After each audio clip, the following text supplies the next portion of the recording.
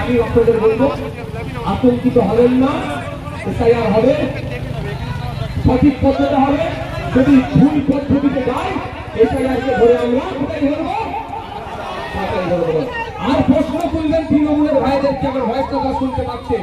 আপনাদের নেতারা বলেছিল পশ্চিমবাংলায় এসআইআর করতে দেব না, তাহলে পশ্চিমবাংলায় এসআইআর এর হচ্ছে কেন? জবাবটা কিন্তু আগে দাও।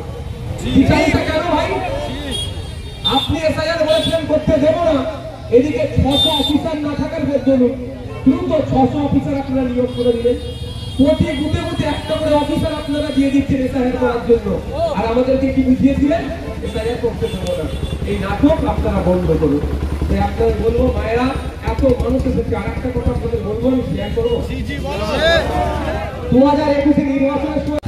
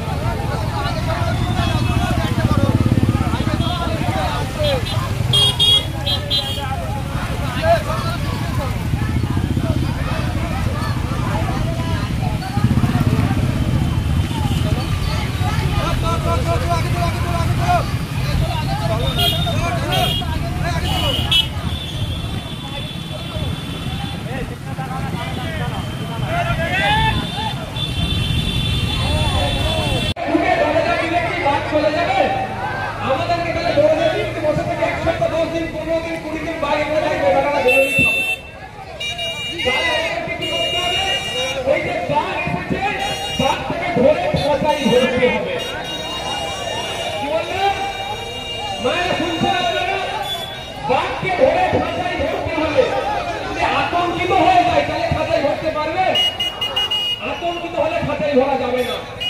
আপনাদের প্রয়োজনে আগেও বলেছি, আজকেও বলছি, এরা বলছে পশ্চিমবাংলায় এসআইআর হতে দেব না। অলরেডি ইলেকশন কমিশন অফ ইন্ডিয়াকে যত লোক লাগবে এসআইআর করার জন্য আমাদের রাজ্যের দিদিমণি মমতা ব্যানার্জি সে লোক দিয়ে দিয়েছে।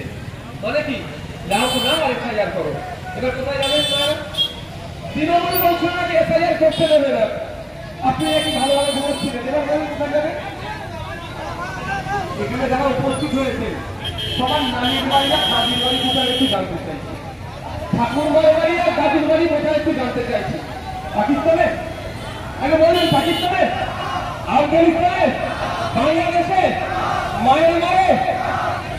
তাহলে আপনি চিন্তা করছেন কেন? আপনাকে চিন্তা করার জায়গায় ফেলে দিচ্ছে এরা। বাঘ